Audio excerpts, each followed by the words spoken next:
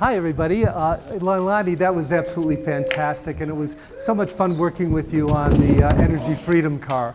So just fantastic. And Amy, I love the yellow sun on your logo. You are the warmth and the light that shines on us all. None of us would be here without Amy, so I think we should all give Amy a little thank you.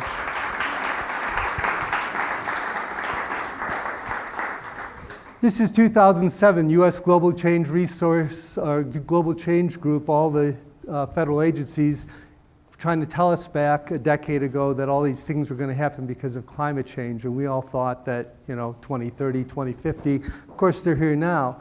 The difference between them and then and now is that all of the solutions are here. The cost for solar is about 10% of what it was back then. It's fallen 90%. The cost for wind is down 2/3.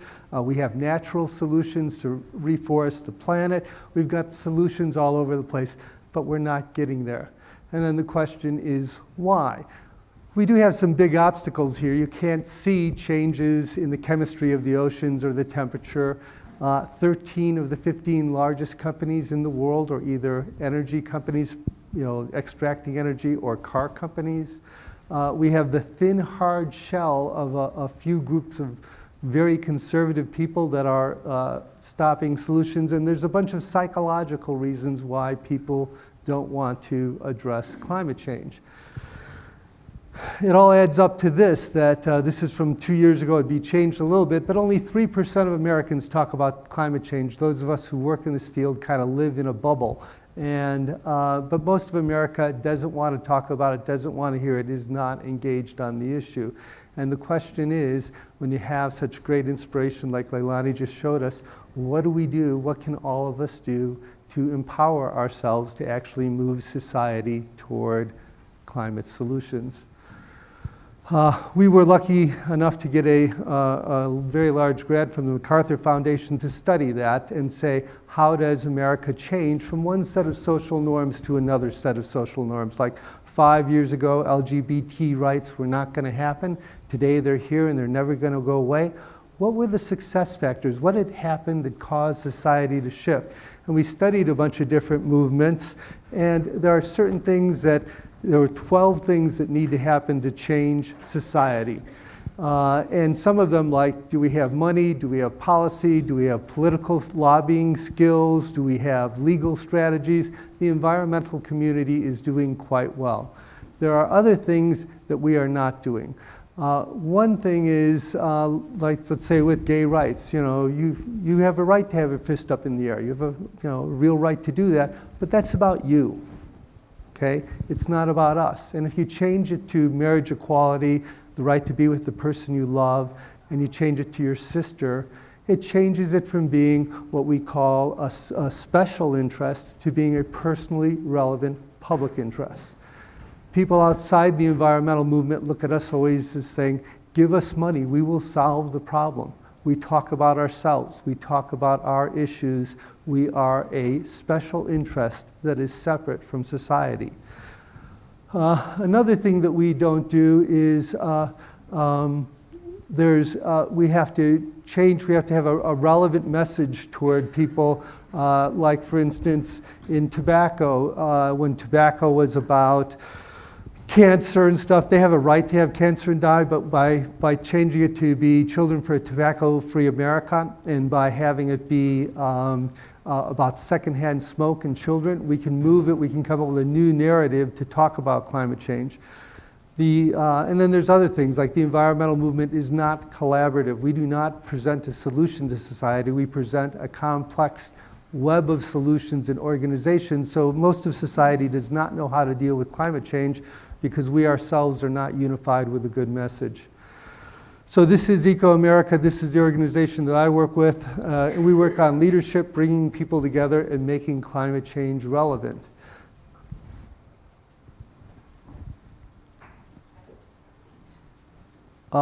Whoops. Let's see what happens here. Okay. And this is kind of like what it works. This is one of a program that we started a number of years ago that Amy mentioned, the President's Climate Commitment. You have to get the message and messenger right. I don't know how many times we all need to hear that, but you don't want to send a businessman into a Baptist church and have him convince people about climate change. But it's more than that. You have to change institutions and infrastructure like Sun Valley Institute for Resilience. They're working at changing communities, not on just talking about the issue. We put together a program called the American College and University President's Climate Commitment, which has about 700 colleges and universities and 22 state university systems that have all pledged to go climate neutral. They measure and report their emissions each year. Within 2 years, they come up with a plan to eliminate them, and then they report against that plan every year. That's just one example of a program. So overall, we do a lot of research, which I'll show you a little bit of. We do partnerships. None of our programs have an ecoAmerica name on it. It all has the names of the organizations we work on. We put together these programs, bring people together, and try to measure our progress. So we've established a group of about 220 national leaders. Former Surgeon General of the United States, Greg Nichols, who has done the U.S. Mayor's Climate Protection Agreement. People that are not environmentalists, that have other full-time jobs, but really care about the issue, and they help us guide our programs toward these other sectors. And then what we do is we sign up America's largest organization. So I'll show you in a bit that if you go to the American Public Health Association website, if you were there 6 months ago, there was nothing on climate change. Right now, it's the #2 issue of the American Public Health Association. These people out there want to do something about climate change, but they don't know how, they don't know, nobody's asking them, nobody's helping them to do anything. And I could go through all these organizations, but we're helping about 47 national organizations right now build climate change into their program. And if we can start the video, this is what it looks like.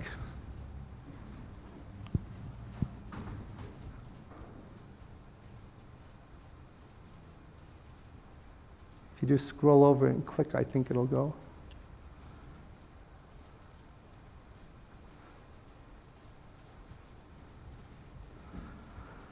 While he's doing that, at 9:31 a.m. this morning, the AME Church passed a resolution on climate change. We were working for 2 years with them to get them to do this, and we were a little bit concerned because of all the shootings last week. The AME Church this weekend is 200 years old.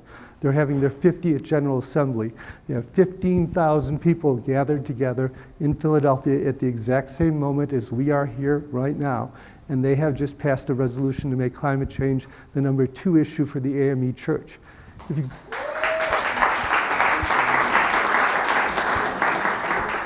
50% of all African Americans in this country go to church every single week. More than 50% of those people go to the AME Church.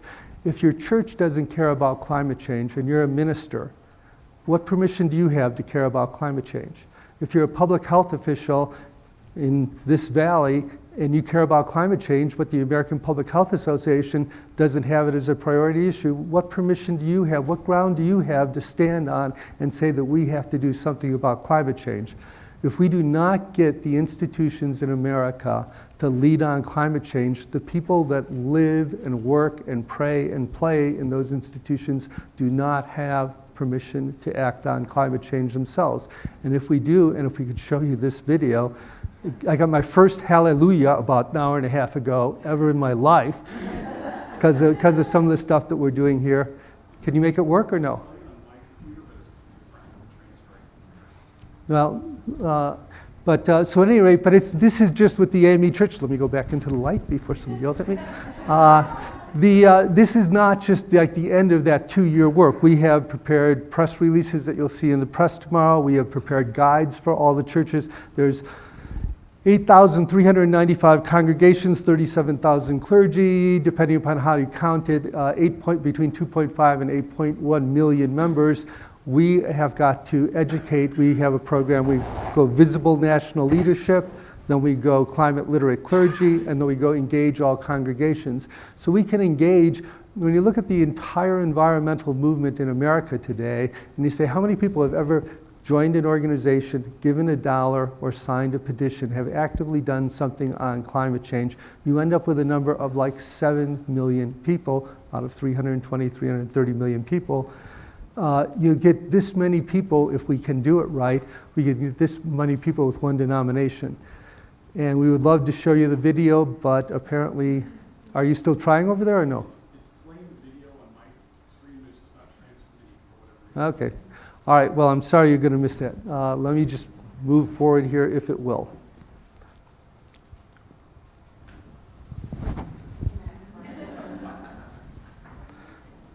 Can we...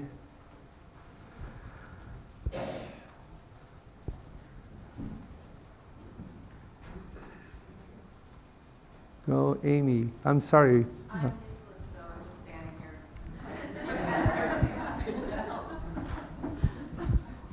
It worked. We tried this twice.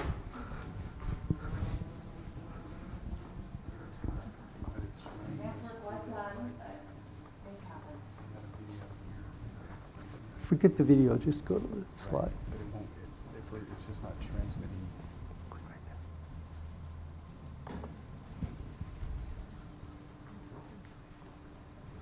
Okay. Maybe go back and see. You want to try the video one more time? Okay, let me try the video one more time. Go back to the video. Just because you should see it, because... Okay. Okay, it's on that, but it's not on there. Look up to the right. That Yeah, way. I see it. It's, No, yeah. down below. You said it had to be over. Oh, click Yeah, here. There, exactly. Click here. Interesting. Yeah. The interesting thing about the video is that there are 20 bishops of the AME Church. We traveled around the country, around the world. We videoed 12 of them and about 8 other people. And the thing, all of them are talking about climate change, but not one of them is an environmentalist. And that's what we need to have happen and want. This is the APHA thing, the American Public Health Association. We sign up the president. We sign an agreement with the organization. We put together programs for them. And one of the things that's happening here is that their convention in 2015 had 14 had 4 sessions on climate change. Of the 2,500 seminars, workshops, breakout sessions at the APHA convention last year, they had 44. Next year, the American Public Health Association is declaring 2017 to be the year of climate change. They're going to call it Climate Change, the Global Health Challenge. Every affiliate, every single one of those 2,500 seminars, every newsletter, everything in APHA in 2017 has to include something about climate change. So the public health profession is not, but we're not just working with them, we're doing this with a lot of other associations. Next slide.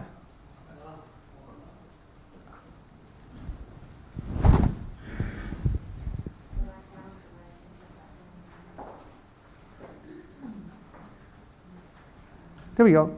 All right, so I'm going to go real quickly here because I think we've lost a lot of time. We used to talk about climate change as Armageddon. Planet's going to die. There's about 12 or 13% of us that relate to that. It motivates us. It doesn't really empower us. When Obama took in, we changed it from global warming to climate change. It became what we call social benefits, jobs, health, clean energy economy, security, that. And that, again, relates to a bunch of people, mainly the same group. But for most Americans, it's about personal relevance. It's about you have impacts that relate to you, unambiguous solutions. I'll show you in a second that if you don't believe that we can solve the problem, it kind of, as a friend of mine, Celinda Lake says, if the planet's really going to die tomorrow, I'm going to go out and have sex, use some heroin, do whatever it is. I am not going to try to save the world, right? And you have to give people stuff to do. If you just go through and you try to inspire them and you tell them it's important and I care and all, that's great. You have to tell people what to do because they don't know what to do. And you have to always include the fact that it's a moral imperative. Next slide.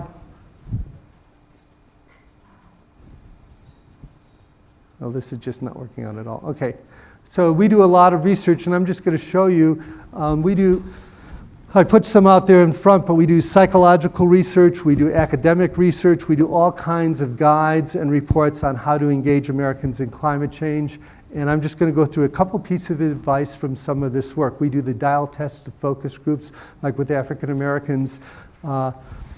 One thing is that Americans are always parts of groups and they follow their tribes. It's a complex world and they don't make decisions individually. So if you talk about engaging Americans, think about communities, think about organizations, don't think about them one at a time.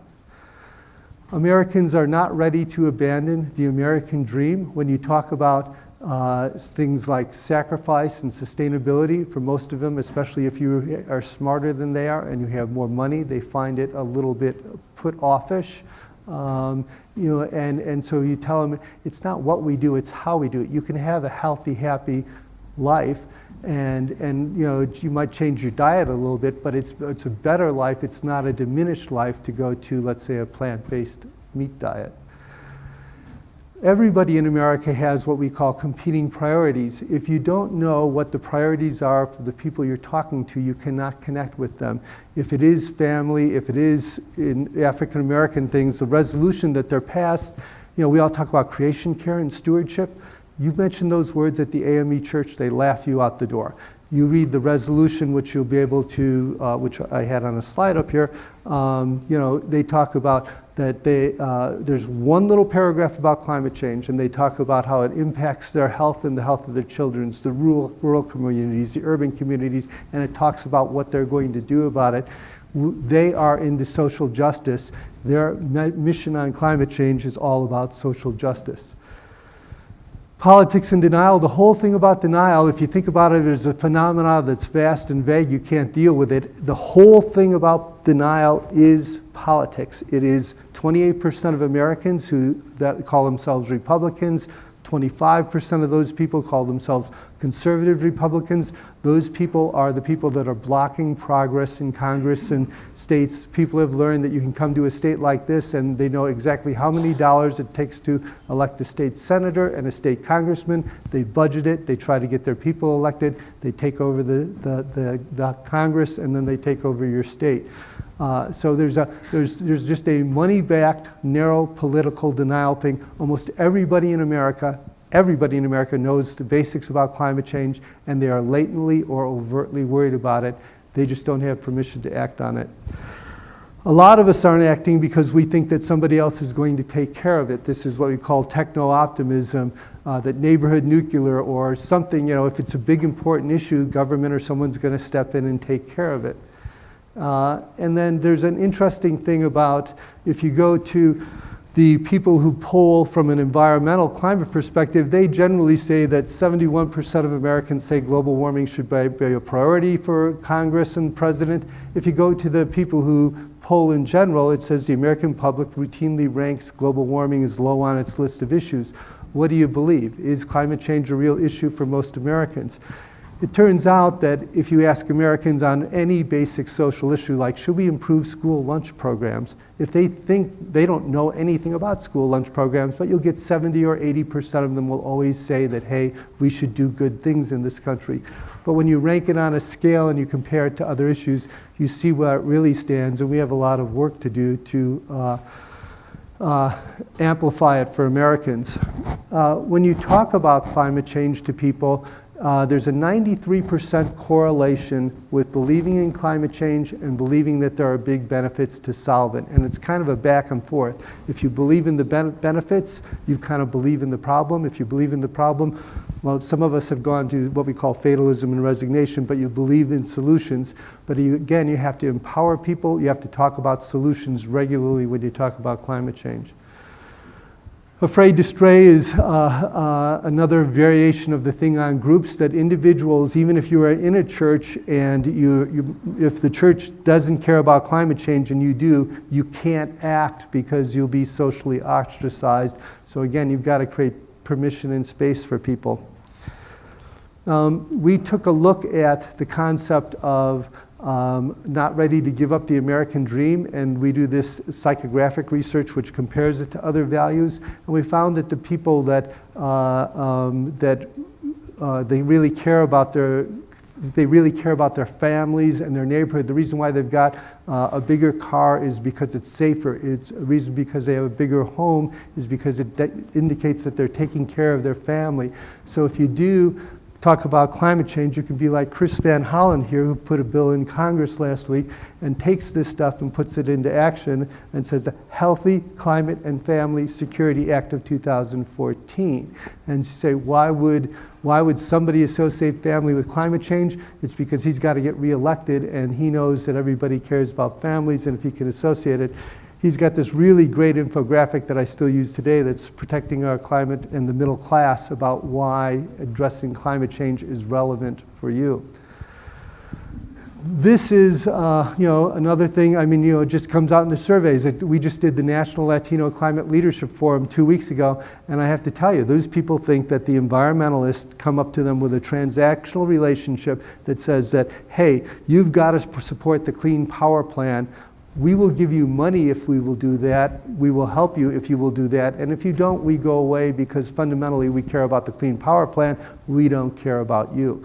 And then so we're having a hard time engaging some of the disadvantaged communities in America because it's about wealthy white people pushing our views and our perspectives, and we really don't care. We have no idea what Latinos think about climate change or what their priorities are. And we've just done some research on that too.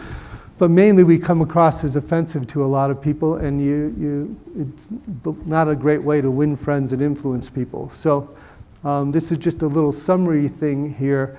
I'd love to have shown you that video and a couple of other things, but the thing to remember here is that if you care about climate change and you're driving an SUV and you're not living a lifestyle that is a low carbon lifestyle and you are on one hand a little bit maybe inconsistent and confusing for people. Some people might call you a hypocrite, right? So the first thing that everybody has to do is, if you care about climate change, is lead by example. The second thing you have to do is you have to talk about it, and the third thing you have to do is collaborate. We've all got to work together a little bit more on it. And that was my last slide, and thank you again, Amy.